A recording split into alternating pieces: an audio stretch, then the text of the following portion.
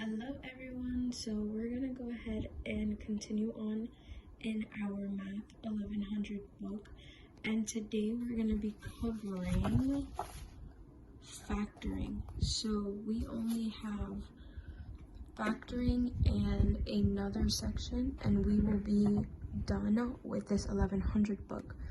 But getting started with factoring, there are a couple things that I wanted to go over today. And the first one is actually here. I'm going to be using the book so that way then you guys get all of the information in the video in case you have to come back and refer to it when it comes to your practice problems. And feel free to do that. But I want to make sure you guys have it all in written form with the examples, different things as I'm talking through it. Which is why I'll be using the book, okay? So for factoring, the first thing I want to cover are prime numbers. We haven't visited prime numbers this year, so this will be the first time, which is why I want to take the time to kind of explain through it. But essentially, a prime expression is an algebraic expression that is divisible only by itself and 1. A prime number is a number greater than 1 that is only divisible by itself and 1, okay? And then a prime factor is a factor greater than 1 that is divisible only by itself and 1. So essentially, anything prime can only be divided by itself or 1. So a common prime number, for example, is 7. Here it's being used to kind of give a different explanation. But if you look at the number 7, there is no number smaller than 7 by which 7 could be divided by. So literally 7 can only be divided by 7, which gives you, come on now, 7 divided by 7, it gives you 1. And it can only be divisible by 1 as well. That gives you 7 divided by 1 is still 7. So it only gives you itself, okay? So that's essentially how prime numbers work. So you have to be on the lookout with factoring when it comes to factoring now, which means we're going to be taking expressions kind of like this one. I'm like off in sensory right now.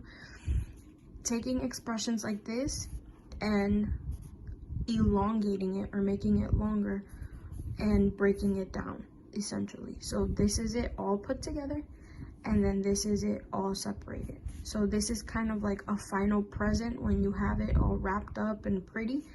And then this is when you have like the wrapping paper, the tape, and you have the present and everything separated. So that's kind of what factoring is you take the final product and you separate it into its individual factors, okay? And now these are factors, these individual number or letter depending on what your expression is, okay? But the first thing to cover are prime numbers. So remember, prime numbers can only be divisible by itself and 1. So your perfect example is 7, okay? Moving on over, we now get into the first part of factoring as a whole. So usually we're used to seeing greatest common factors when it comes to dividing, or what does it say? Reducing fractions. Sorry.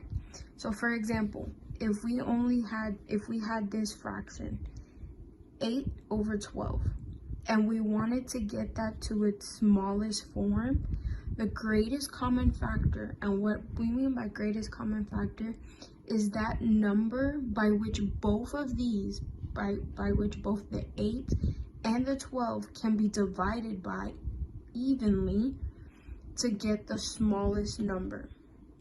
So for example, 8 over 12, in this case, I already showed you the answer, can be divided by 4. That's the greatest thing that both of these have in common.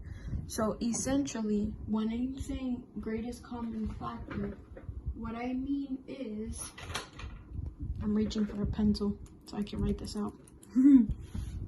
What I mean is, for example, we're gonna take 8. Wow, I'm gonna look over here. So we're gonna take 8. When I'm looking for the greatest common factor, I'm looking at what numbers, if I multiply them, will give me 8. So for example, I have 1 times 8. That'll give me 8, right? I have 2 times 4. That'll also give me 8.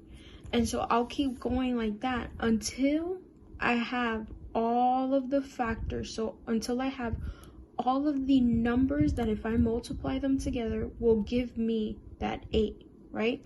In this case, we're gonna keep it at this just to keep it simple, okay? Then we'll do the same thing for 12. So you guys help me out here. I gotta write in. So I have 1 times 12, which will equal 12. I also have 2 times 6, which will also equal 12. I also have 3 times 4, which also equals 12. Now, out of all the numbers here, the greatest number that they share in common, meaning I can literally divide 8 by this great number and 12 by that great number, is 4. Okay, I wanted to show you guys this little process just to help you all out to see what I'm talking about. So you see how if I do 2 times 4 equals 8, which means if I do 8 divided by 4, it's gonna give me 2. Okay, now same thing for 12. I have 3 times 4, that gives me 12. Now if I do 12 divided by 4, it's gonna give me 3. Okay, which is why when you look over here,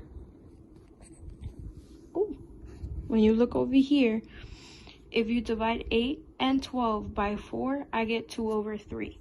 Okay, now this is the simplified version of this. Okay, so that's usually what we do. That's kind of the process that we do when it comes to fractions. But now we're doing expressions. So I'm gonna kind of move you down here. So down here we have factoring the greatest common factor out of a polynomial is done in a similar manner. Study the following examples. So for example, we have this, which is ax plus bx plus cx. Okay, essentially what you're looking for here, this is kind of an easy one. You're looking for the thing they all have in common. Now remember, whoops, I'm trying to cover this. Okay, but remember that each of these is individual because there's a plus sign in between. The fact that these signs are in between makes each of these individual. So now when we look at the bottom, where ax plus bx plus cx is equal to x, ab, or a plus b, b plus c, in parentheses, the fact